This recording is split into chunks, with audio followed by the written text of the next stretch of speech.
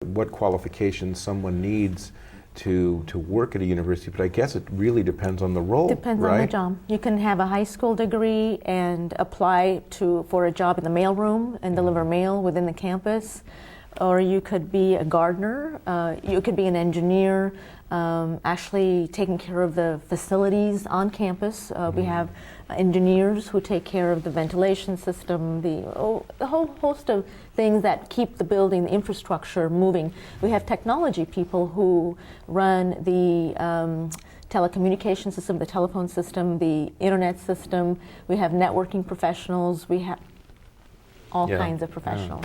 Yeah, and I went to Stanford, and Stanford has such a big research component to it. It has all of these people working in labs. Right. I just think people don't think of universities and colleges as places to find employment, and yet there's so much to it. Can you talk a little bit about, well, let's start with the rewards first, the rewards of working on a campus, and then of course I'll want to know the challenges, because someone out there is thinking, okay, now that I know that there's all these jobs, do I want to walk into it? So let's start with the rewards. What do you enjoy most, and what do you think most people would? One of the things that I love about my job is that when I step foot on campus, I see a lot of young people. Not limited to young people, but a lot of what I call bright-eyed and bushy-tailed people who they have dreams about the future.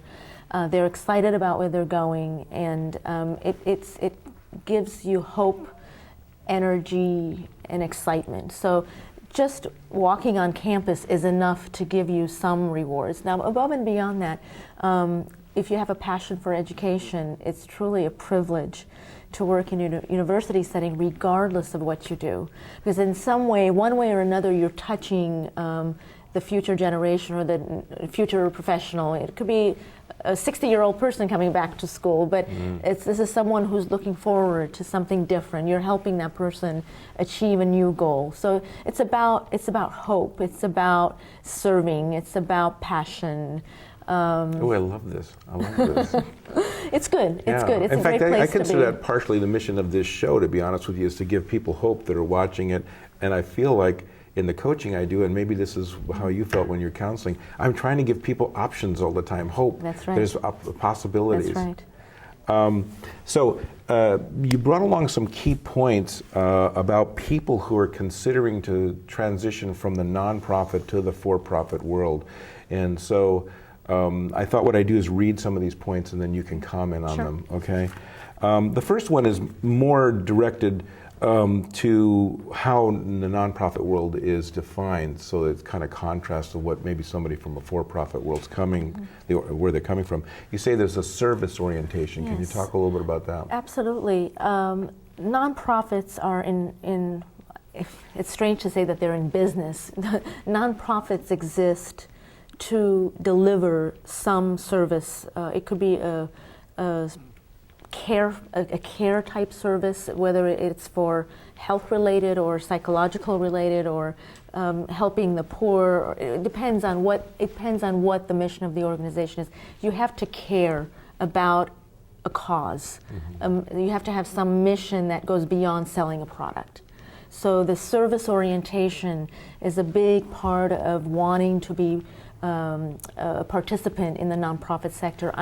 During my career development years, I've coached a number of people who wanted to make a career transition from technology into the nonprofit sector because they had seen everything, they had done everything, they had made the money, but something was missing, and they wanted to turn the skills that they had into channel it differently, into a different direction where they could feel that they were touching another human being, sometimes making literally. A difference. Yeah, making a difference. Absolutely. I think fundamentally you sort of switch gears in your head when you go from profit to nonprofit. This is not to say that nonprofits don't operate like private companies, because you still have to bring in dollars to be able to deliver the services. Right? Development, yeah, right? exactly. So. Okay, and you also talk about, I think you covered it here, but just to repeat it, passion versus monetary reward. So you have to be aware of the money, but that can't be the driving force, right? That is correct. It's not the driving force because Right. you're not going to make as much in the nonprofit sector. And that's the pretty reality. much a given, right? It's a there is a given. little less of a salary, but there's more of an internal reward. That's right. And also depending on the position you hold, so if you rise up within administration, you may make a salary that is not as comparable in the profit sector, but reasonable, reasonable salary that you feel comfortable, make a comfortable living at. Yeah, I never actually researched this, but I have heard that the nonprofits are also a little less whimsical about layoffs, like 2 weeks and you're out. Like that. I mean, there are layoffs, but they agonize over it, is what I've heard. You know? Absolutely. You also say that external funding is a difference of a nonprofit. I think when you work for a nonprofit agency, you realize that your survival is based on external funding, at least a portion of it. I mean, many nonprofits don't charge for their services, so the money has to come from somewhere. You know, people write grants. You know, you can get local, state, or federal grants to subsidize some of what you do. You offer some services for which you may charge a fee, a nominal fee. But the bottom line is you have to have a good development office to get donors to have a passion for your cause and help support your mission, your vision. And that's your current work. And that is my current work. But I would consider that high pressure. I mean, you're conscious. You're very conscious of the fact that you need to raise funds in order to continue to deliver the beautiful services that you want to deliver to the public. Okay. Now, on the negative side, I assume this is negative. You say it's a bureaucratic culture. So you can talk a little bit about that. A lot of red tape and forms and contracts. Absolutely. So we've hired people from industry into the nonprofit sector, into education, and I think the number one issue these people have is the bureaucracy. So instead of having to fill out one form, you're filling out 3 forms. But it's beyond that. You know, you don't just make a decision. You might have 2 committees to go through to reach a decision. So it's not just about the paperwork. Time has a different. You have a different sense of time, if I may say it that way.